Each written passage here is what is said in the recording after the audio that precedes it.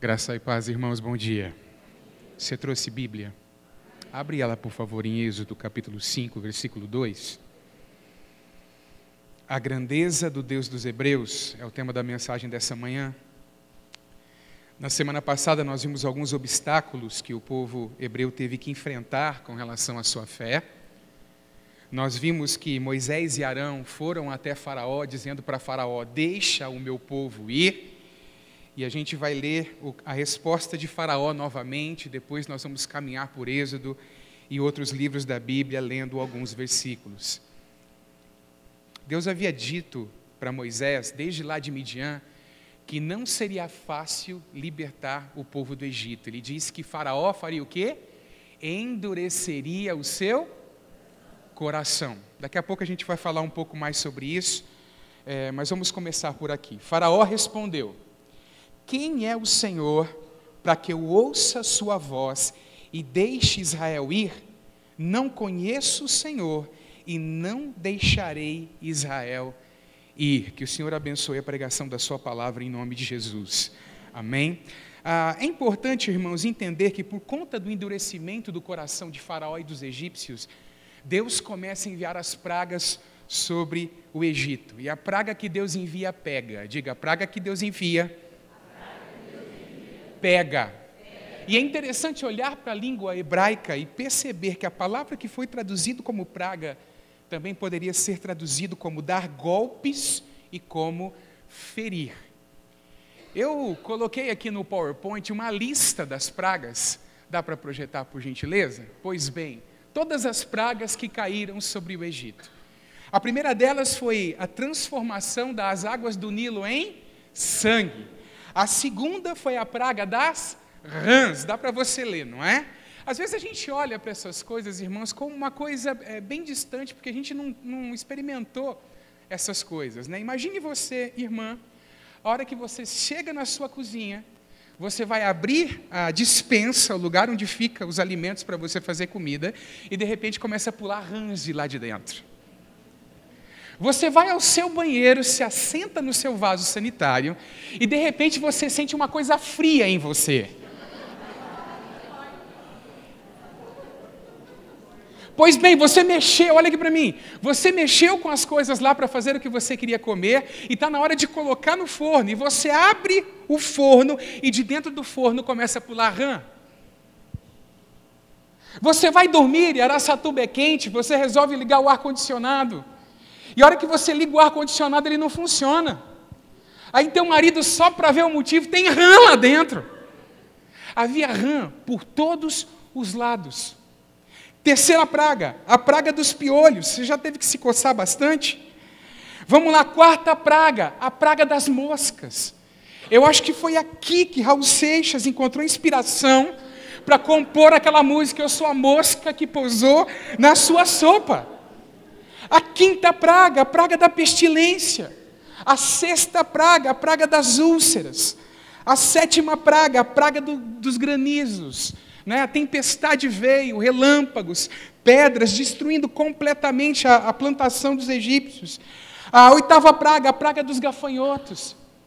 Imagine você que você consegue olhar para a beira do Nilo, as coisas verdes, as plantações, os pomares verdes, e aquilo que não foi destruído pelas tempestades de granizo, os gafanhotos invadem a terra, irmãos, e quando eles vão embora, não há nada verde na terra, porque até a casca das árvores os gafanhotos comem. Imagine você, era isso que os egípcios estavam enfrentando. A nona praga, a escuridão. E a décima praga, que a gente vai tratar um pouco mais à frente, no dia de Páscoa, que é a praga dos primogênitos. Mas por que Deus faz isso com o povo egípcio? Por que essa sucessão de golpes? 3 razões. Em primeiro lugar, para mostrar que Ele é o Deus verdadeiro. E desde que Moisés chega para falar com Faraó, o que começa a acontecer é um choque entre deuses, ou melhor, um choque entre o Deus verdadeiro e os deuses que são vaidade, os deuses que não são deuses. Por exemplo, quando o bordão de Moisés se transforma numa cobra e engole as outras cobras que os magos fizeram, o que a gente vê aí é algo que revela uma batalha espiritual profunda. Os egípcios acreditavam que o deus Ra, o deus Sol, havia criado o mundo. E o deus Ra se transformava em serpente. Em outras palavras, o Deus em nome de quem Moisés e Arão chega é um Deus que é superior ao Deus Ra do Egito. E todas essas pragas, ou melhor, as primeiras 9 pragas, se nós olharmos, todas elas afrontam um Deus do panteão egípcio. E Deus tinha isso no coração, revelar para o povo egípcio que Ele era o Deus verdadeiro. Acompanhe comigo Êxodo 7,5. Os egípcios saberão que eu sou o Senhor, quando eu estender a mão sobre o Egito e tirar do meio deles os filhos de Israel. Êxodo 9,14, é só dar um toque aí, por favor. Toquinho. Dá um toque. Não tem? Tem certeza? Dá um toquinho. Não tem.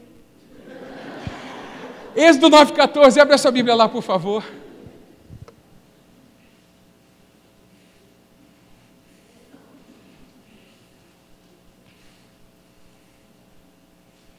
Êxodo 9,14. Diz assim o texto: pois desta vez enviarei todas as minhas pragas sobre o seu coração. Está falando acerca de Faraó, sobre os seus oficiais e sobre o seu povo, para que você saiba que em toda a terra do Egito não há ninguém que seja semelhante a mim. Qual foi o questionamento de Faraó para Moisés e Arão inicial? Quem é esse Deus para que eu ouça a voz dele? Quem é esse Deus para que eu deixe o povo de Israel ir? E é interessante que o próprio Faraó também era considerado um Deus, também era considerado uma divindade no Egito. Então o Deus verdadeiro vai humilhá-lo com essas pragas e vai se revelar a ele e ao Egito. Tim Chester, um comentarista bíblico, diz assim: as 9 pragas corroem sistematicamente as asserções pluralistas do Egito. São uma aula contra o pluralismo religioso, a crença de que todas as religiões são válidas, e contra a autonomia pessoal, a crença de que todo o direito de viver como quiser. É um currículo com 10 lições inesquecíveis, e a mensagem é clara: há somente um Deus. E como eu falava para você, vamos falar alguns deuses egípcios. O deus Hapi, o deus Hapi, é o deus da fertilidade, era associado ao rio Nilo. E as águas do Nilo se transformam em sangue. Hecate ou Requete era a deusa da fertilidade, que tinha cabeça de rã. Eles adoravam um deus que tinha cabeça de rã e o corpo de uma mulher.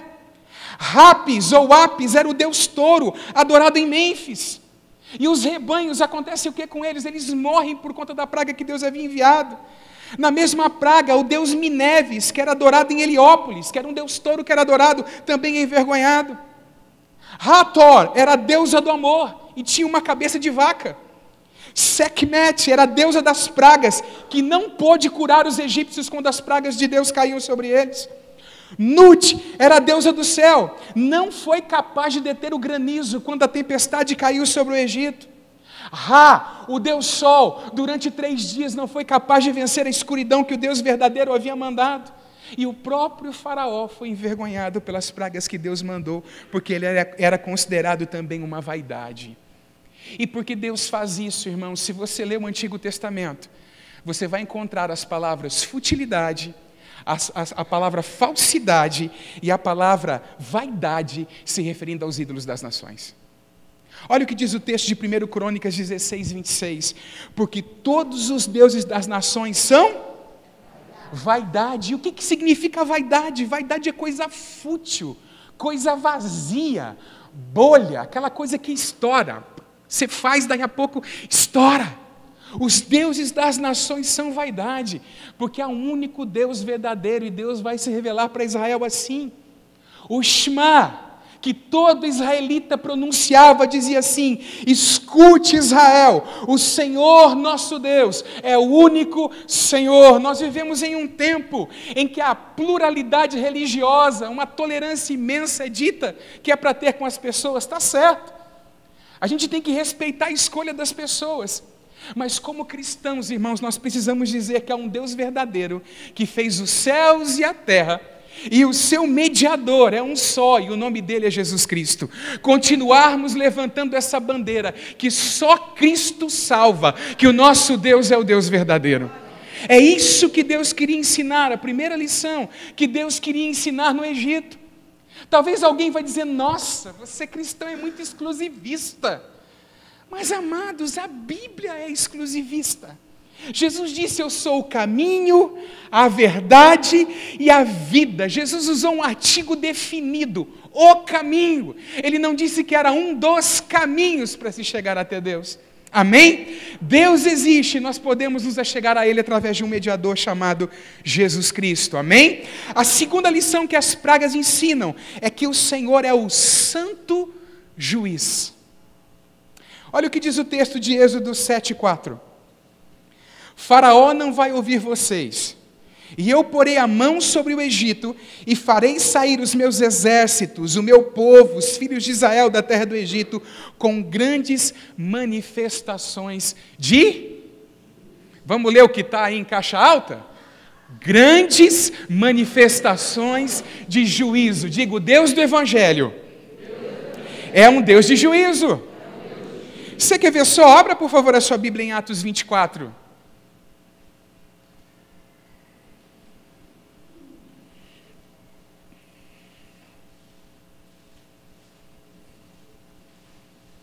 Versículos 24 e 25.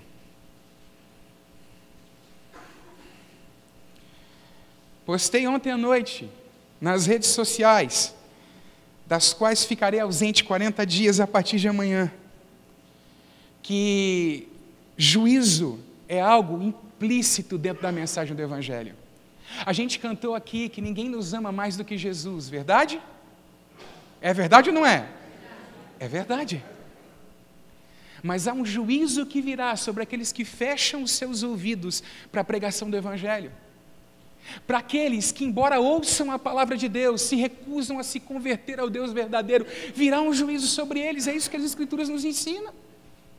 E Paulo pregando para alguns governadores e líderes políticos da época, vamos ver o que ele anunciou. Vamos lá? 24 e 25 do capítulo 24 de Atos.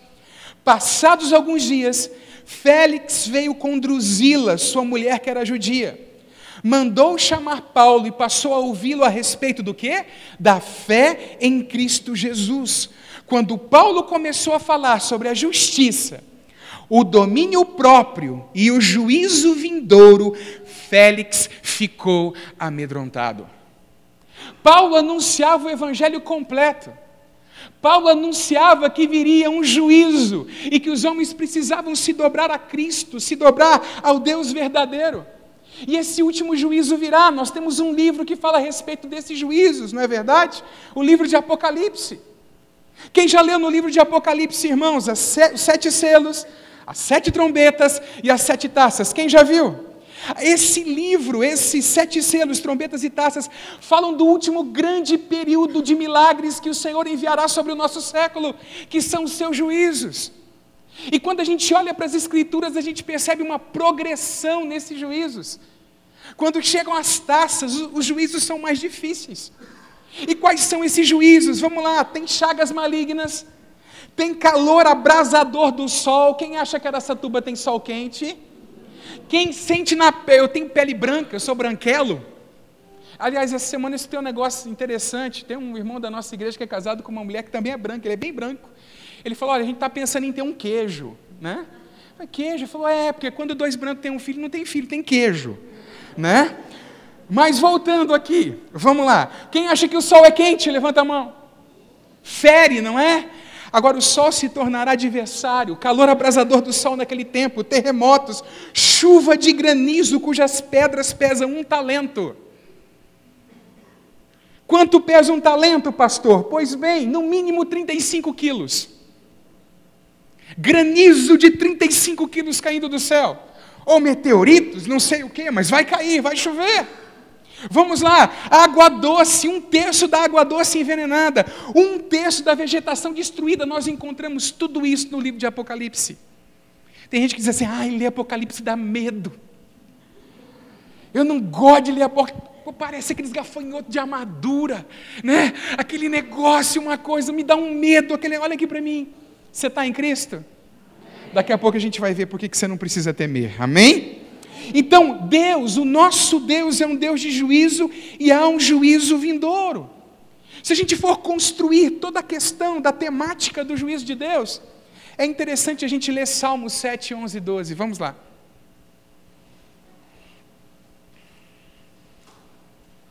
Quem já leu o livro de Gênesis aqui? Amém, tem alguns que leram. Você já reparou quantos juízos tem no livro de Gênesis? O que é o dilúvio? O que é o dilúvio? O que é a Torre de Babel? Juízo. A gente vê vários juízos ali. O que é a expulsão do casal do jardim? Juízo.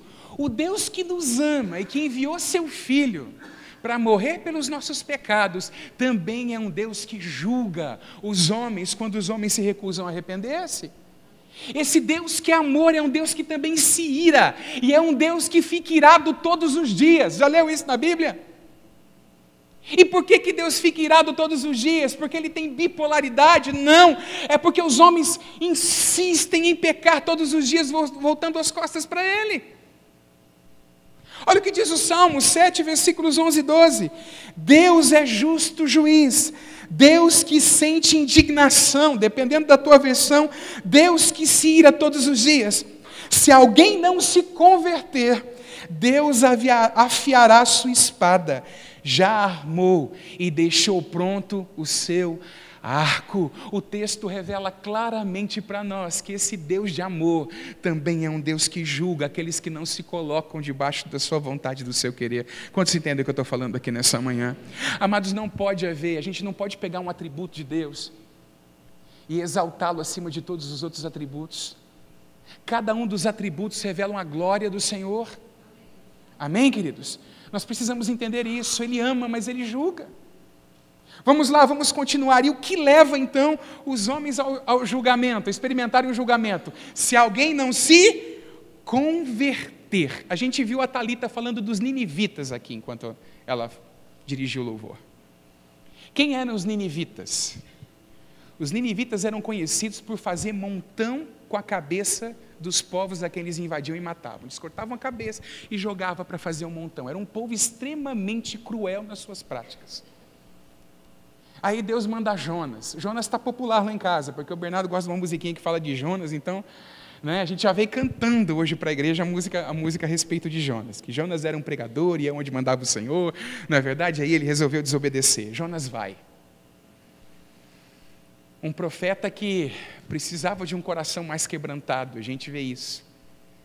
Ele anuncia o evangelho 3 dias gritando e caminhando, olha, arrependam-se, porque se não se arrependerem, o juízo de Deus virá. O que acontece com o povo ninivita? O povo diz que o rei, ao contrário de Faraó, o rei de Nínive, toma uma decisão. E o rei leva o povo a jejuar, e leva até os animais a jejuarem. E sabe o que Deus faz? Deus suspende o juízo, porque houve arrependimento. Quando as pragas estão caindo, elas estão caindo porque Faraó não queria deixar o povo ir. Faraó não reconhecia o Deus dos hebreus como o Deus superior ou como o Deus verdadeiro. E Faraó várias vezes ele vai endurecer o seu coração. Aliás, como dissemos em uma das mensagens dessa série, tanto Faraó endurece o seu coração, quanto Deus endurece o coração de Faraó. E por quê?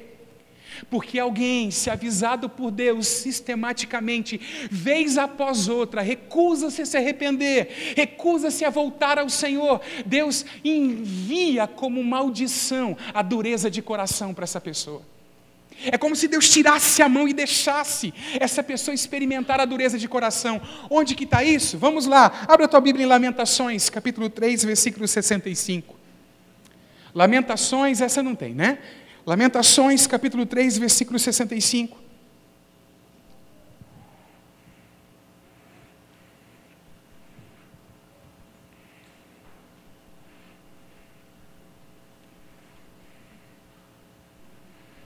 O homem endurece o seu coração? Sim ou não? Sim, diga isso com mais convicção. O homem endurece o seu próprio coração? Sim. Deus endurece o coração do homem? Sim! Agora, isso acontece como uma maldição, após Deus ter advertido o homem algumas vezes para que o seu coração ficasse endurecido. Olha o que diz o texto de Lamentações 3,65. Tu lhes darás dureza de coração, que é a tua maldição sobre eles. E é interessante, talvez você diz, bom, eu já me curvei diante do Deus de Israel, então para mim não tem problema nenhum, está tudo certo. Eu não preciso ficar preocupado com relação à dureza de coração. Engano seu. Já leu a carta de Paulo aos Hebreus? A carta de Paulo aos Hebreus diz que os crentes devem ministrar uns aos outros, para que o coração deles não venha se endurecer por causa do engano do pecado. Assim como a Bíblia diz que devemos nos guardar dos ídolos, porque como foi dito hoje de manhã, a gente pensa às vezes que o ídolo é só o que está na parede e o que está na mão da pessoa. A gente se esquece que existem ídolos na mente e ídolos no coração. Então nós precisamos buscar constantemente da parte de Deus um coração quebrantado e contrito. Então se nessa manhã você sente que você está meio frio, que algumas coisas diante de você deixaram de ter a importância, ou até mesmo deixaram de ser pecado para você, muito cuidado. Talvez você está precisando fazer um retorno, uma volta de novo para o Deus verdadeiro, e colocar os princípios dele, revelados na sua santa palavra, diante dos seus olhos novamente e obedecê-los. Quantos entendem o que eu estou falando aqui nessa manhã? Amém? Isso é muito importante, não deixar cultivar a tua vida espiritual para que o teu coração não se endureça. Agora é interessante, irmãos, que todo mundo naquela região sabia do endurecimento do coração dos egípcios de Faraó. Quando os filisteus roubam a arca dos hebreus e levam a arca para o seu território, o que acontece com os filisteus? Praga começa a cair no território dos filisteus. Há uma praga de ratos e há uma praga de tumores também. E eles sabem, a gente está com um negócio aqui que a gente tem que devolver. A gente precisa devolver a arca. E aí um filisteu fala no meio deles. Abre, por favor, a sua Bíblia em 1 Samuel 6,6.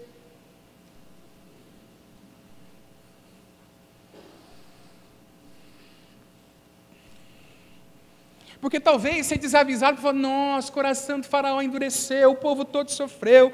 Por que o coitado do povo sofreu também? Porque se era só o coração de faraó que estava endurecido. Não. Primeiro livro de Samuel, capítulo 6, versículo 6.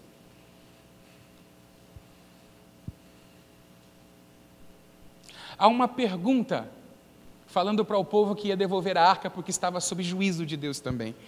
Por que vocês endureceriam o coração como os egípcios e Faraó fizeram?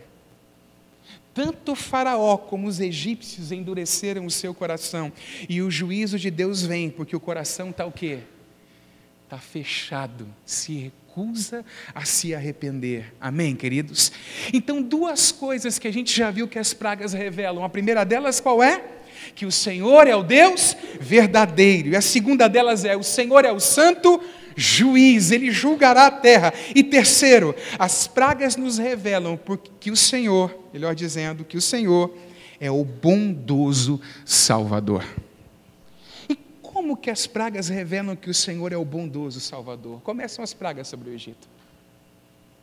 Chega um momento que Deus diz assim: chega. De agora em diante vai ter diferença entre aqueles que habitam na terra de Gósen, que é o meu povo, e aqueles que estão habitando no Egito. As pragas que cairão sobre esse povo de coração endurecido não cairão sobre eles, porque o nosso Deus é o Deus Salvador. Amém, queridos? Olha só o que diz o texto de Êxodo 8, 22 e 23.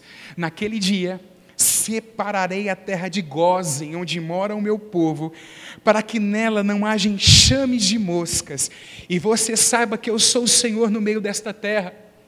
Farei distinção entre o meu povo e o seu povo. Amanhã se dará este sinal. Esse Deus que é o Deus verdadeiro, esse Deus que é o Deus santo e que julgará todos os homens, é o Deus que salvará aqueles que colocam a sua fé nele. 1 Pedro 2,10 diz assim: antes vocês nem eram povo, mas agora são o povo de Deus. Antes não tinham alcançado misericórdia, mas agora alcançaram misericórdia. Quem aqui tem medo do Apocalipse? Levanta a mão. Um povo destemido aqui. Não é verdade? Quem aqui já disse que dá medo ler Apocalipse? Levanta a mão. Hoje você aprendeu alguma coisa, então fica meio constrangedor levantar a mão, né, no meio da pregação. Olha aqui para mim. Você não precisa temer o Apocalipse, porque o teu Deus é Deus Salvador. Amém? Ele cuida daqueles que são seus, Ele cuida do povo que lhe pertence. E hoje, nessa manhã, você que de repente está aqui visitando a igreja, e você está sendo persuadido pelo Espírito Santo a colocar a fé no Cristo, colocar a sua fé no Deus de Israel, que julgou o povo egípcio, coloca rapidamente a tua fé, porque a promessa de Deus é que, como povo dele, nós alcançaremos misericórdia. Amém, queridos? Até porque, irmão, Jesus é o nosso gozem. Havia um pedaço de terra lá no Egito, perto do delta do Nilo, que as pragas não caíam enquanto caíam sobre os egípcios. E esse pedaço de terra é um exemplo perfeito do Cristo, porque aquele que está no Cristo não precisa experimentar juízo. Aquele que está em Jesus não precisa experimentar juízo, porque o juízo de Deus já caiu sobre ele.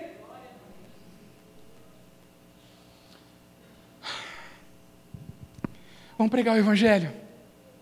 Isaías 53, abre a sua Bíblia lá, por favor.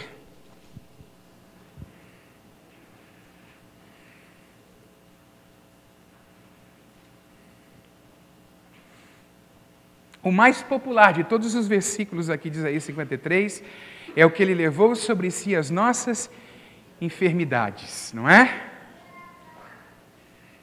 Mas eu quero mostrar para você que Deus tratou com coisa mais séria do que as enfermidades. Embora Ele também trate com as enfermidades. Nós já vimos que Ele é o Senhor que nos sara nessa série de Êxodo. Versículo 5.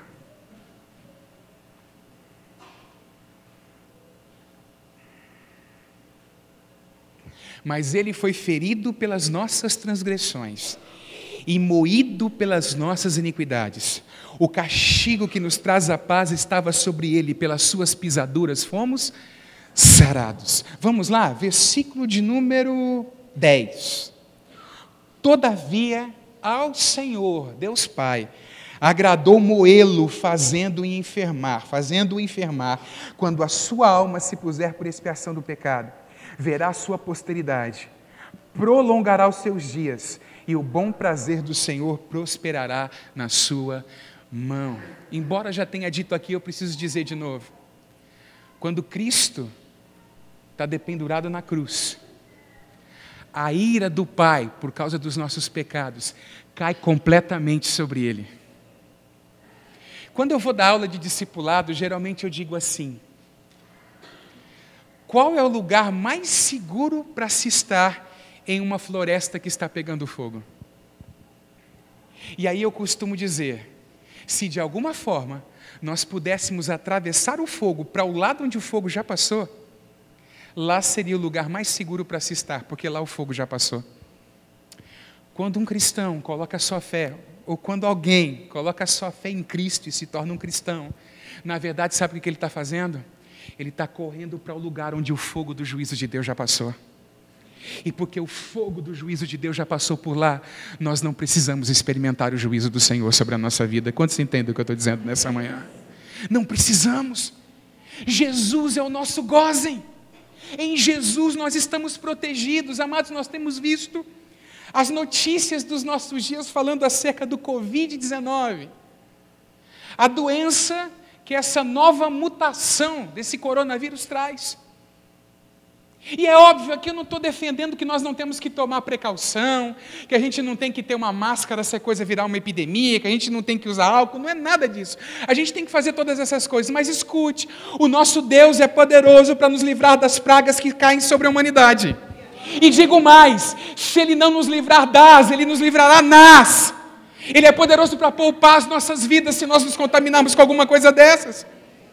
Cristo é suficiente, a nossa fé tem que ser colocada nele. E a gente pode dizer como aqueles hebreus disseram antes de serem jogados na fornalha. E fica sabendo, Faraó, que se a gente não for liberto da fornalha, se a gente tiver que sofrer por conta disso e passar desta vida, nós continuamos crendo que o Senhor é o nosso Deus e que porque o juízo já caiu sobre Jesus, nós somos um povo salvo. Cristo é suficiente. Diga para o seu irmão, Cristo é suficiente. Jesus é o nosso gozem porque as pragas já caíram sobre ele. Jesus é o nosso gozem porque ele ama seu povo. E Jesus é o nosso gozem porque ele derramou o sangue que nos livra da ira vindoura. Você está em Jesus? Você está confiando só nele para a tua salvação? É nele que o teu coração se regozija quando você pensa em vida religiosa. Não é nas canções, não é na pregação que se faz do púlpito, no ensino que se faz na classe de escola dominical em algum outro lugar. O prazer não está só em ensinar as crianças dentro da igreja. O prazer maior está na pessoa do Cristo, a quem nós representamos, a quem nós adoramos e diante de quem nós nos curvamos. Então, 3 coisas que as pragas revelam, não só para os egípcios, mas se revelam para mim e para você. Em primeiro lugar, as pragas revelam que o Senhor nosso Deus é o único e verdadeiro Deus. Em segundo lugar, as pragas nos revelam que o Senhor é o santo juiz. E em terceiro lugar, as pragas nos revelam que o Senhor é um bondoso Salvador, porque Ele é poderoso para poupar seu povo do juízo vindouro. Fica de pé em nome de Jesus, querido, por favor.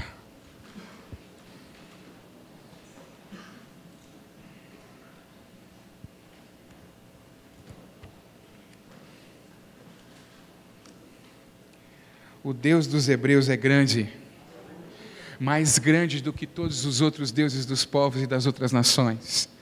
É o Deus em quem nós depositamos a nossa confiança, e aquele que nele confia não é envergonhado, não é confundido, para usar a linguagem do livro dos Salmos. Você pode levantar suas mãos e adorar o Senhor nessa manhã? Se você tem convicção de vida eterna, agradeça ao Senhor pela vida eterna. Se não tem, corre para o lugar onde o juízo já passou. Abraça Cristo e diz: Cristo, eu sou teu e você é meu. Eu me aproprio de ti nessa hora. Agradeça ao Senhor. Pai, nós louvamos teu nome nessa manhã. Nós te agradecemos porque a tua palavra é viva e eficaz.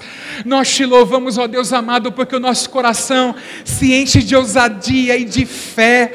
A exposição das tuas palavras traz luz, como disse o salmista, e nós te louvamos por isso. Eu oro para que o Senhor encha o teu povo com o Espírito Santo, que o teu povo, Senhor, não viva os dias da sua vida intimidado, acovardado, com medo de absolutamente nada, porque nós somos um povo que tem confiança. Nós temos a confiança colocada naquele que não pode falhar, Senhor. Deus, homens nos decepcionam, projetos falham, mas o Senhor não nos decepciona e o Senhor não falha. Nós te louvamos por isso.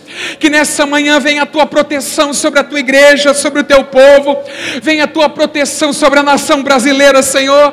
Nós ousamos declarar na tua presença aquilo que declara o Salmo 91, que praga nenhuma alcançará a nossa casa, praga nenhuma alcançará a nossa tenda. O Senhor é o Deus que abençoa o nosso pão, o Senhor é o Deus que abençoa a nossa água, Pai, e no teu poder e na tua soberania, o Senhor pode fazer aquilo que lhe apraz, e é no Senhor que a nossa confiança está colocada. Que o Senhor revista o teu povo de graça, que o Senhor revista o teu povo de poder, que o Senhor trate conosco nos momentos em que o nosso coração teimosamente se endurece, que a gente seja levado pelo teu Espírito e pela tua palavra se curvar, que o nosso coração se curve na tua presença, porque os teus propósitos são maiores, porque a tua vontade é perfeita e nós podemos experimentá-la se corremos para ti. Rogamos, pedindo a graça do Senhor derramada sobre nós, em nome de Jesus Cristo, para a glória do teu nome. Amém.